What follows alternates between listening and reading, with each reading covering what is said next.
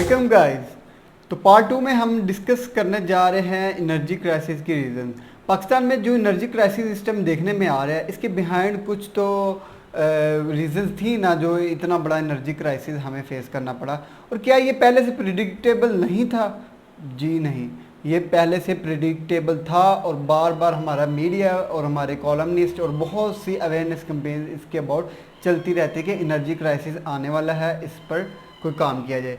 तो नंबर 1 पे मैंने आपको पिछली वीडियो में भी बताया था कि सबसे ज़्यादा जिम्मेदारी इसकी आयद होती है गवर्नमेंट पर।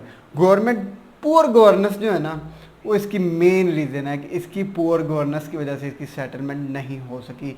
पुअर गवर्नेंस किस वजह से? आईपीपीज के साथ साइन करके आपने एक वक्ती तौर पर एनर्जी बढ़ाने का जो है इंडिपेंडेंट पावर प्लांट्स जो है वो लगवा तो लिए, लेकिन ये नहीं देखा कि वो थर्मल और कोल पावर प्लांट से जनरेट करेंगे लाइट, और वो लाइट पाकिस्तानी पर यूनिट 12 से 17 रुपए की पड़ेगी। तो वो 1217 रुपए की पड़ने वाला जो यूनिट है बिजली का, वो इंतहाई महंगा पड़ेगा और वो फिर इंडस्ट्रियल यूज़ में जाएगा। तो क्या आप ये जो कॉस्ट है चीज़ें बनाने की, तो वो जो कॉस्ट है वो नहीं बढ़ेगी? जब कॉस्ट बढ़ेगी तो महंगाई नहीं बढ़ेगी, तो वो कितने रेपरकशंस इसके कई जगहों पर कई डायमेंशंस में देखने पड़ सकते हैं। तो ये पुअर गवर्नेंस की वजह से ये सारा मामला है। इसके बरक्स देखें तो हाइड्रो इलेक्ट्रिक जो कि डैम से बनने वाली बिजली है वो 1 रुपया पर यूनिट पड़ती है, ओनली 1 रुपीज़ पर यूनिट। तो ये डिफरेंस आप खुद देख लें कि पुअर गवर्नेंस किस तरह मैटर करती है। चाहिए था कि हम ऐसी शराइत रखें जो कि हमें लॉन्ग टर्म फ़ायदा दे। एक और रीज़न जो है जो एनर्जी क्राइसिस की बहुत बड़ी वजह बनती है, और वो है कि इनएफिशिएंट डिस्ट्रीब्यूशन सिस्टम। लाइट तो है 37,000 के लगभग बन रही है, तो 12,000 पर सरप्लस में जा रही है। हमारी जो डिमांड है मैक्सिमम वो तो 25,000 है ना मेगावाट। तो ये क्या है मसला? ये है डिस्ट्रीब्यूशन का मसला कि आपको आपके घर तक लाइट पहुंचानी है, तो उसके लिए मेन्स लाइंस जो बिछाई हुई हैं उनमें लॉसेस, लाइन लॉसेस और उनके मसले और उनकी जो पावर कैपेसिटी की सप्लाई की है, ये सबसे बड़ा मेन मसला है। हमारे ग्रिड स्टेशंस की उसमें इतनी कैपेसिटी नहीं होती, और ना ही हमारे जो है वो जो लाइंस वायर्स हैं जो बिछाई हुई हैं इनमें इतनी कैपेसिटी नहीं है कि ये मुकम्मल बिजली जो है आपको डैम से या जिसे पावर प्लांट से लेकर आपके घर तक सप्लाई कर सकें। तो ये एक बड़ा मेजर इशू है कि बिजली हो भी तो नहीं पहुंचती, क्योंकि बिजली को स्टोर नहीं किया जा सकता। बिजली बैटरीज वगैरह में तो स्टोर होती है, लेकिन सप्लाई में जब इतनी मेजर सप्लाई देनी हो तो बिजली आप स्टोर नहीं कर सकते। आपको इधर बन रही है उधर डायरेक्ट पहुंचानी है, तो वो डायरेक्ट पहुंचाने में आपको यही मसला है कि वो डिस्ट्रीब्यूशन सिस्टम ही नहीं है, वो उतनी वायर नहीं है, उतनी कैपेसिटी नहीं है। अब एक वायर जो है वो अगर 100 मेगावाट लेके जा रही है ना बिजली, तो वो 100 ही पहुंचा सकती है। आप उसको ज़्यादा करंट देंगे तो वो तो या तो ख़राब हो जाएगी, फट जाएगी, आग लग जाएगी, वो अलग बात है। लेकिन उसकी जितनी कैपेसिटी है वो उतने में ही उसको उतनी सप्लाई दे सकती है। लिहाजा बिजली वाफिर मिकदार में हो भी तो पहुंचाने का मसला जो है वो कैपेसिटी और लाइन लॉसेस वो बड़ा अफेक्ट करते हैं। एक और बड़ी रीज़न है जिसकी वजह से एनर्जी क्राइसिस देखने में आते हैं, तो वो रीज़न है हमारे पास जनाब फ्लक्चुएशन इन ऑयल प्राइसेस।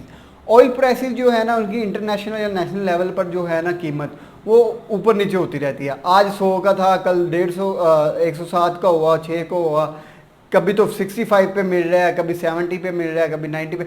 ये जो फ्लक्चुएशन आती रहती है ना ऑयल की पेमेंट्स पर, ये भी एनर्जी क्राइसिस की वजह होती है। वो किस वजह से? आप सोचेंगे कि इसकी क्या वजह है कि पेट्रोलियम की जो है चीज़ें ये ऊपर नीचे, क्रूड ऑयल की कीमत जो फ्लक्चुएट होती रहती है, ऊपर नीचे होती रहती है, ये किस तरह असरअंदाज होती है? तो वो इस तरह होती है कि जब हमने आईपीपीज को यहाँ पे लगाया हुआ है कि अपनी बिजली बनाकर हमें सेल करें, तो वो बिजली कहाँ से बन रही है? वो क्रूड ऑयल से बन रही है। मैंने आपको पिछली वीडियो में बताया था कि क्रूड ऑयल से हमारा मेजर हिस्सा जो है वो क्रूड ऑयल और कोल से बन रहा है। तो जब वो पेट्रोलियम मसनूआत की कीमत ऊपर नीचे होती है ना, तो वो मेजर इफेक्ट वो पेमेंट इशू बनता है कि हमने अपने टैक्स से जो आईपीपीज को देने होते हैं ना, यानी कि उनको पूरी जितनी बिजली वो बना रहे हैं हमने उसको पूरी पेमेंट देनी है। चाहे वो हमें आधी बिजली दें, थोड़ी दें, या उनके 1 मेगावाट बिना हम यूज़ करें, हमें उनको पूरी पेमेंट करनी है। तो वो पूरी पेमेंट करने की वजह से जब वो पेट्रोलियम की मसनूआत की जो कीमत बढ़ती है, तो वो हुकूमत को तो अपने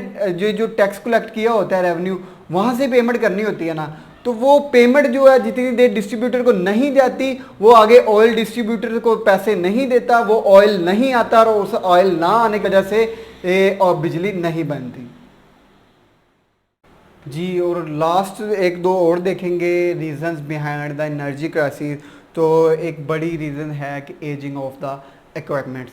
हमारी ये जो कैपेसिटी है ना जी पहुंचाने की, इसमें लाइन लॉसेस बहुत है। मैंने आपको बताया था, अभी मैंने आपको जिक्र किया था कि जो हमारी डिस्ट्रीब्यूशन सिस्टम है या जो पहुंचाने की है बिजली है, लेकिन वो पहुंचाने की जो है ना कैपेसिटी नहीं है। वो इसलिए नहीं है कि जो लाइन लॉसेस बहुत है। लाइन लॉसेस किस वजह से कि जो कॉपर की वायर होती है ना, कॉपर की, उसमें लाइन लॉसेस करंट जो डेफिशिएंट वो बहुत कम होता है। तो उसमें जनाब जो कॉपर का वायर है ना, उसमें आपका लॉस बहुत कम होगा। हालांकि जो एलुमिनियम और जो हमने अभी एलुमिनियम की इक्विपमेंट कर दी है, जो वायर आपको दिखती है एलुमिनियम, इसमें लाइन लॉस करंट लॉस बहुत ज़्यादा होता है। इसकी वजह से भी जो है ना हमारे एनर्जी क्राइसिस बढ़ रहे हैं। मींस कि आज 100 मेगावाट जो है इधर से प्रेशर दिया जा रहा है, लेकिन आगे पहुंच रहा है 90 या 85 या 80 कर लें या 75 पहुंच रहा है। तो वो जो 25 मेगावाट रास्ते में ही लाइन लॉस हो रहा है, तो उसकी वजह से भी तो देखना है। आपने पैसे तो आपकी प्रोडक्शन बनानी तो 100 मेगावाट के पूरे पैसे लग रहे हैं, लेकिन जब आप उसको सेल कर रहे हैं तो वो 25 मेगावाट का अगर लॉस हो रहा है, तो इस तरह से आप बना लें कि जब वो 1000 ऑफ मेगावाट आप सप्लाई कर रहे होते हैं, तो ये थोड़ा थोड़ा फ़र्क भी वो मेजर लॉस बनता है, जिसकी पेमेंट हमें अपने टैक्स से हुकूमत हमारे टैक्सेस से करती है। तो इस वजह से भी ये हमारा जो है वो मसला बहुत बड़ा बन चुका है, जिसकी वजह से हमें डेली एनर्जी क्राइसिस को आए दिन देखने पड़ते हैं, क्योंकि हमारी फिर डिमांड जो है वो दिन ब दिन बढ़ रही है, आबादी बढ़ रही है, घर बन रहे हैं, एग्रीकल्चर लैंड, ये इंडस्ट्रीज एक्सपेंशन हो रही हैं, तो उन सबको लाइट चाहिए भाई। लाइट के बगैर कैसे वो अपना सर्वाइवल करेंगी?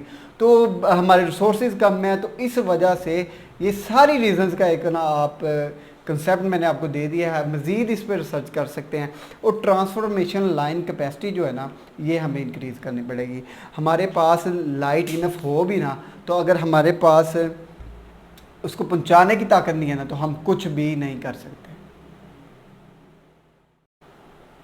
जी गाइस, तो ये थे कुछ रीजंस, मेजर थोड़ी सी मैंने आपको बताई हैं कि ये कुछ रीजंस हैं जिसकी वजह से हमारा जो है वो एनर्जी क्राइसिस जो है वो दिन ब दिन बढ़ते जा रहे हैं, कम नहीं हो रहे। तो इसको ओवरकम किसने करना है? तो इसको हुकूमत ने करना है। तो अब मैं एक और पार्ट बनाऊंगा, नेक्स्ट वीडियो आपके पास आ जाएगी कि ये जो एनर्जी क्राइसिस पैदा होते हैं किसी भी मुल्क में, और specially in the context of Pakistan, कि ये पाकिस्तान की इकोनॉमी और किस तरह हर डायमेंशन में मैं आपको बताऊंगा किस तरह इफेक्ट कर रहे हैं। नेक्स्ट पार्ट जरूर वॉच कीजिएगा। Thank you for watching this video. Subscribe कीजिएगा, शेयर कीजिएगा अगर आपको ये इंफॉर्मेटिव लगी। थैंक यू, अल्लाह हाफिज़।